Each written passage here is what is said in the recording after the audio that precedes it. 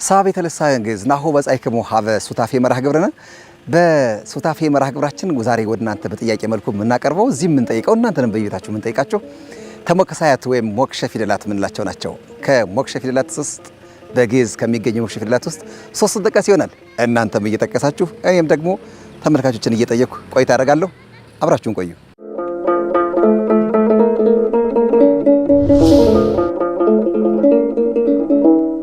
ሞክሸ ፊደላት የሚባሉ ከሚባሉት ውስጥ እስኪ ሶስት ጥቀስ። ሞክሸ ፊደላት ከሚባሉት ውስጥ ሯ፣ ቋ፣ ጯ። እሺ መብሪያ አመሰግናለሁ። እነዚህ ናቸው እንትን ሞክሸ ፊደላት የሚባሉት? ሞክሸ ፊደላት የሚባሉት ሯ፣ ጯ፣ ቋ ናቸው። ያለያ ግን ሀሌታ ውሃ፣ ብዙሃን ውሃ የሚባሉ አሉ። ሰ፣ ንጉሱ ሰ እነዚህ የሚባሉ አሉ። እሺ አመሰግናለሁ መብሪያ። እሺ እኔም አመሰግናለሁ። እሺ መልካም ቀን ይሁን። ሞክሸ ከሚባሉ ፊደላት ውስጥ ሶስት ጥቀስ። ለምሳሌ ሀለ ሐመረሃ ይባላል። ሀለ ሐመረሃ አለ። ያቺኛው ሀ ደግሞ አለች እንደዚህ የምትጻፈው ሀ። እሺ እነሱ አሉ። ሰ አለች። ሳቱ ሰና ንጉሱ ሰ ይባላል። እነሱ አሉ። አሁን እነዚህ ሞክሸ ነው የሚባሉ? እነዚህ ሞክሸ ፊደላት ሞክሸ ማለት ተመሳሳይ ነው አይደል? ተመሳሳይ ናቸው ታዲያ? ግን ተመሳሳይ ከሆነ ለምን ምን ያደርጋል ማንቀንስ? ይሄማ በእንትኑ ነው። ለምሳሌ ግዕዝ የሚጠቀማቸው አለ፣ አማርኛ የሚጠቀማቸው ፊደላት ነው። በርግጥ ጠይቆ ፊደል ነው። በአማርኛ ሊኖር ይችላል የራሱ አጠቃቀም አይደል? ግን አማርኛም ላይ ፊደሎችን እንጠቀምባቸዋለን እንደምታውቀው። ተመሳሳይ ከሆነ ለምን አንድ ነው እንጠቀም ታዲያ? ይሄን እንጃ እንግዲህ ብቻ ብዙ እንትን አላቸው። ለምሳሌ አሁን ለስም ሲሆን ለምን ሲሆን ምን እንጠቀማቸው ነገሮች አሉ እንጂ ሞክሸ የሚባሉ አሉ ታምናለህ? ሞክሸማ አለው። ለምሳሌ የፊደላት ሞክሸ አሉ። አሉ። ለምሳሌ ጠራው ለሶስቶችና ሁለት ሰኑ እነሱ አሉ ሞክሸ ፊደላት። አመሰግናለሁ። በመለ ሞክሸ የሚባል ፊደል ተጠራልኝ። ሀሌታ ውሃ፣ ሐመር ውሃ፣ ሀ ይሄኛው ብዙሃኑ ማለት ነው። እሳቱ ሰ፣ ንጉሱ ሰ እዛ ደግሞ ነጸም አሉ አይደል? ነአም አሉ አይደል? የቤትም የሆነ የሚመሳሰል ነገር አለ። ከይሄ ውጪ ሌላ ምን ተመሳሳይ ቀረቤታ ድምጽ ያላቸው ቃላቶች አሉ። ሌላ ያለ እንዴ የሚመሳሰል የሁለት አይነት ያለ ማለት ነው የሚመስል ነገር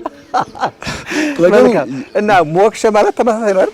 እና ተመሳሳይ ከሆነ ለምን አንቀደሳቸው? ምን ያደርጋሉ? በዚህኛው ብቻ አሁን ለምሳሌ አራተኛውና ሶስት ሃው ምን ያደርጋል? አንተ እንግዲህ ሞክሸ ናቸው ብለህ ከጠራቸው አሁን ላይ እንደውም የቋንቋ ላይ ያለን ጥቅምና ይሄ ትክክለኛው የጎደለ የቀነሰን ስለመጣን እንጂ የግድ አስፈላጊ የሚሆንበት አገባቡ ላይ ስህተት የሚፈጥር ነገር አለ። አንዱን ሰብና አስቀረው በእሳቱ ሰ ንጉስ ተብሎ ቢጻፍ ሞት ያስቀጣ ነበር በንጉሱ ጊዜ። የተገደሉ ጋዜጠኞች አሉ በንጉሱ ጊዜ። ኧረ እባክህ የእውነት ቀዳማዊ ለስላሴን ምን ነው ከጋዜጠኞች ጀመርክ? ንጉስ ነው እንቀንሳቸው ስላልክ ነው። ስለዚህ ያስገድላል ነው። በጣም አስፈላጊ ነገር ነው። አማርኛችንን መንከባከብ ነበረብን። እንደውም አይ ቲንክ ፊደሎቻችን ያው እስካሁን የመለሰው የለም። ምንድነው ችግሩ ብለህ ታስባለህ? ይሄው ስልጣኔና ሁሉ ነገር ይሄ ራስ መናቅና ስልጣኔ የሚቆጥር ጀነሬተር ትውልድ ላይ ስለተፈጠረን ነው። የራሳችንን እያንዳንዱን ቃል ፋዘር ማዘር እያንዳንዱ ቃል ቀስ በቀስ ያው ሀፍ ያው እንግሊዘኛ መሆኑ አይቀርም ነው። አሁን ባለው ሬት አሁን ባለው ፍጥነት ምን ይልኩ አይደል? እና ምን ይደረጋል? ያው እስቲ እንግዲህ ወጣቱ በትንሽ ለማንበብ ቢሞክር ጥሩ ነው። ወራሳችን ብንመለስ እናመሰግናለሁ። መልካም እድል። ሞክሸ ከምንላቸው ፊደላት መካከል ሶስት ጥቀስ የሚል ነው። እንግዲህ በልሳነ ግዕዝ እስካሁን የመጣንበት ሞክሸ ፊደላት አሉ የሚባለው ግን በልሳነ ግዕዝ ሞክሸ የሚባለው ፊደላት የለም ብለን ነው እኛ የምናምን።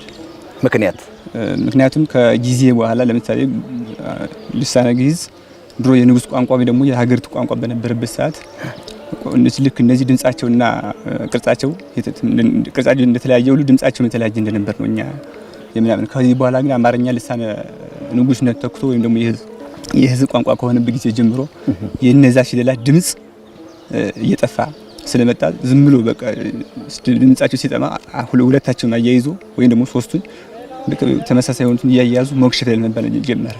ስለዚህ ሞክሸ ፊደል የሚባል የለም። ፊደል የሚባል በግዕዝ ቋንቋ የለም። እስካሁን የተማረውኛ እንደዚህ ነው። በቃ አሁን የለም ብለን እንደምድር። ይሄኔ የለም ብለን እጅግ ጋር አመሰግናለሁ። መላክ ግዕዝን ስታዩ እንድታስተዋውሱ መልሱን ስለተመለሰልኝ እጅግ አድርጌ ማመሰግን ከበቂ ማብራሪያ ጋር አመሰግናለሁ። አመሰግናለሁ። ቋንቋችን እንድናውቅ ምን እናድርግ ትላለህ? ትመክራለህ? ቋንቋው እንዲታወቅ ከፈለገ መጀመሪያ ድምጽ መፈለግ አለብን። እጅግ አድርጌ አመሰግናለሁ። አመሰግናለሁ። እሺ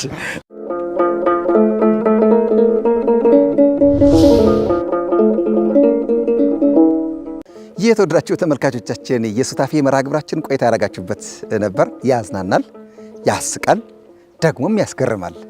ለምን ራሳችን ጉዳይ ነው የተጠየቅነው። የራሳችን ጉዳይ ስንጠየቅ ደግሞ ብዙ ጊዜ የሚያስቸግረን ጉዳይ አለ። እንደምታውቁት የነገረ ፊደል ጉዳይ እስካሁን ጥያቄያችን የሚገርማችሁ ተመልካቾቻችን ሱታፌ ላይ ፊደልና ፊደል ብቻ ነው። እሱ ምን ያክል እንደከበደ ግን ያየነው ነው ማለት ነውና የግል በደንብ ማጥናት እንዳለብን ተስፋ አደርጋለሁ። መጨረሻ እንግዲህ አንድ በባህር ዳር መካነ አእምሮ የልሳነ ግዕዝ ክፍል ተማሪ መልሶታል ማለት ነው።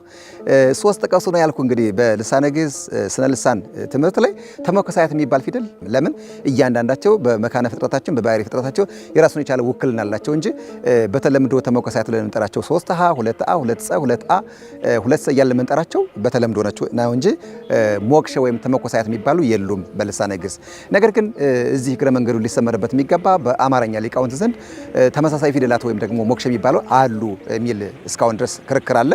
ለምን በአማርኛ ራሱን የቻለ ሌላ አጠራር ራሱን የቻለ በዚህ ብንጽፈው የቅርጽ የድምጽ ልዩነት ወይም ደግሞ የትርጉም ልዩነት አያመጣም በሚል መከራከሪያ ሀሳቦችን ያነሱና ተመሳሳይ ፊደሎች ወይም ደግሞ ተመኮሳያት አሉ ብለው ይናገራሉ።